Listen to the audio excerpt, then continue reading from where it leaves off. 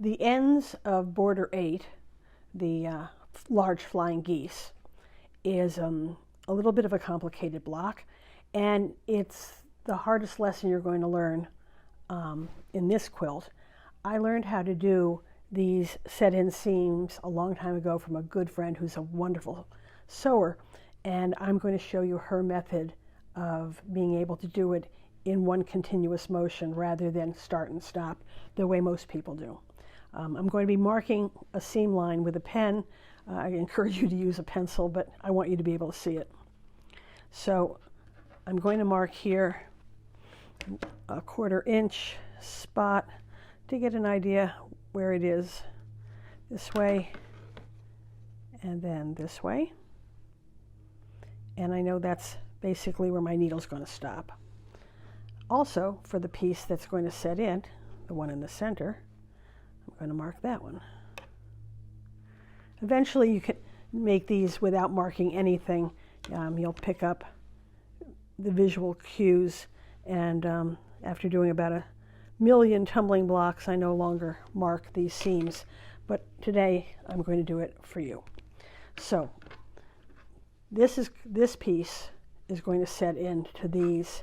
We're going to make an L shape with these two. So first we make the L shape with these two that you'll be cutting from a template. Now, you can sew from the point to our ink spot, or you can start at the ink spot and go back. It doesn't matter. But you will stop sewing at that ink spot, which is a 1/4 inch in from both ends, both sides. You may choose to do a reverse stitch to lock it in. I will do that.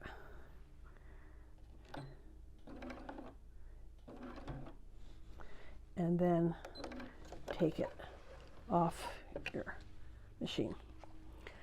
Here's the most important thing. You open this seam. If you push it to one side, it will not work. So the seam needs to be open.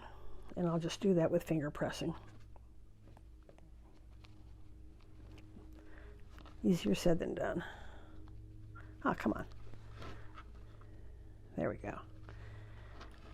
So open that seam. And what we're going to do, needs to be placed here. We're going to align it here and sew to that spot. And we're going to lift our presser foot and twist the whole thing and sew to the end. So I know here's my ink spot here, which is a 1/4 inch in. I can see right here where that's going to meet the opening. So I'm going to place this against here. The ink spot's going to go basic right there. It's going to meet the opening underneath. And then we will start at the top. So just stabilize it a little.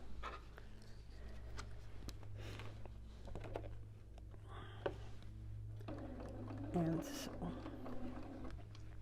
one of the things you can do, because you can feel where the opening is underneath, and I usually do this, is I take my stiletto and poke it right there so I can feel where I need to pivot.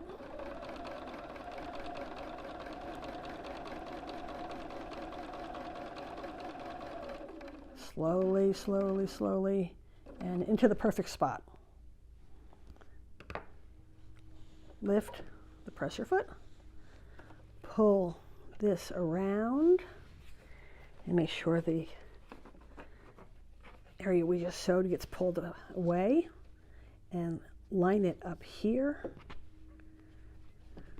Just do a little tugging, push your presser foot down, and go.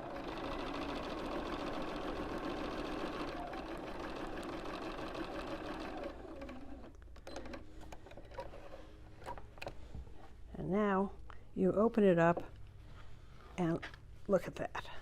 It's perfect. You came down, you pivoted, and you went here. You're going to do the same on this side, and then you'll sew those two together and your block will be finished. So keep in mind that you mark the 1/4 inch on both pieces. You only sew to that mark on the L shape, and you pivot on the mark when you come in. Easy? It is. Give it a try. If you're a little worried about it, try it with some junk fabric first. But once you've perfected this, you're going to be able to do tumbling blocks and all kinds of wonderful 60-degree stars without having to fret about inset seams. Enjoy.